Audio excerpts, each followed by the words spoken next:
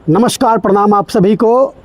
स्वर्ण समाज के लोगों ने यूजीसी जैसे घटिया कानून और आरक्षण जैसे घटिया नियम और कानून को भारत से ख़त्म करने और हटाने के लिए आंदोलन का आगाज़ कर दिया है और दिल्ली के जंतर मंतर पर स्वर्ण समाज के सभी लोग पहुंच रहे हैं, देश के अलग अलग हिस्सों से, अलग अलग राज्यों से।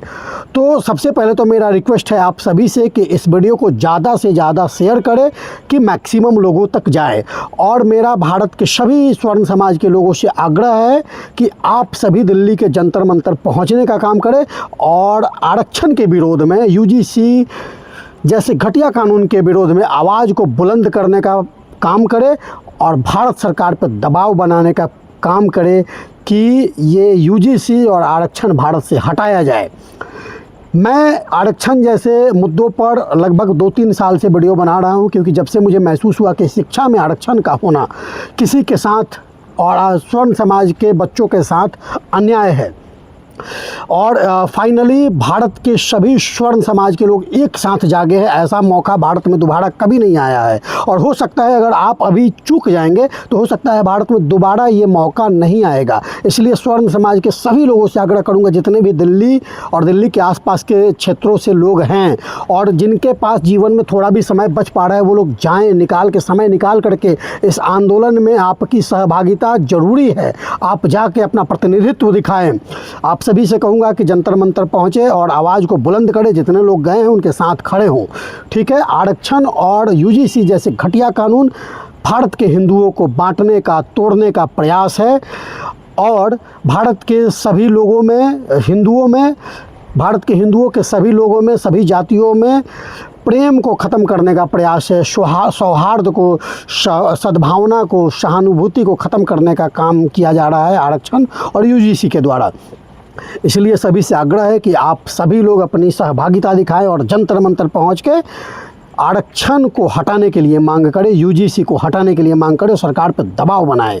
दूसरी बात यह कहना चाहूँगा कि जो आरक्षण हटाने के लिए जो प्रतिनिधित्व कर रहे हैं, उन सभी लोगों से मेरा आग्रह है कि आरक्षण में सुधार के लिए आवाज़ नहीं उठाए, आरक्षण में संशोधन के लिए आवाज़ नहीं उठाए। अगर आज आरक्षण में संशोधन के लिए आप आवाज़ उठाएंगे और सुधार के लिए आवाज़ उठाएंगे और आरक्षण अगर रह गया तो इसी का फिर आने वाले आगामी वर्षों में इसी का दुरुपयोग करके नेताओं के द्वारा फिर से आरक्षण को उसी तरीके से बना दिया जाएगा जैसे कि आज़ादी के समय में आरक्षण लाया गया था मात्र 10 वर्ष के लिए।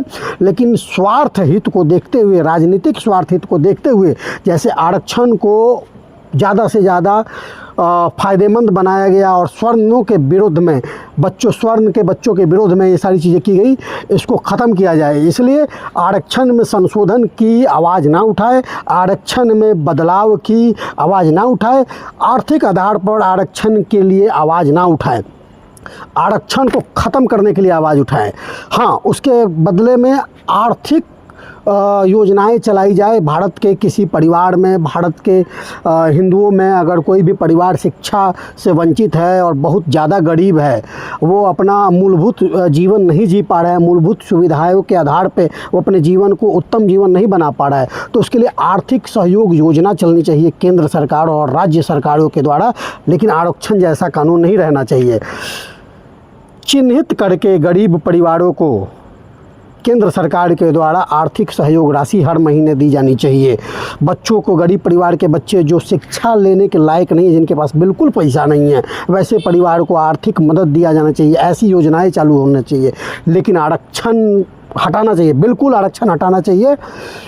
योजनाएं आप चाहे जो लाओ, हर 5 वर्ष में योजनाएं बदलती है, आप जो लाओ उससे कोई फ़र्क नहीं पड़ता है। आर्थिक सहयोग पर अगर आप 1000-2000 दे रहे हो गरीब परिवार के लोगों को और बच्चों को तो कोई फ़र्क नहीं पड़ता है। लेकिन आरक्षण जैसे घटिया कानून जो भारत के हिंदुओं को तोड़ता हो, भारत के हिंदुओं में एक दूसरे के प्रति ईर्ष्या, जलन, बदले की भावना ऐसा कराता हो, ऐसे कानून का विरोध किया जाना चाहिए। और भारत सरकार से हम भी आग्रह करते हैं कि आरक्षण और यूजीसी जैसे घटिया कानून को ख़त्म किया जाए और भारत के हिंदुओं को जोड़ने का प्रयास किया जाए, अन्यथा इसका परिणाम बहुत गलत होगा।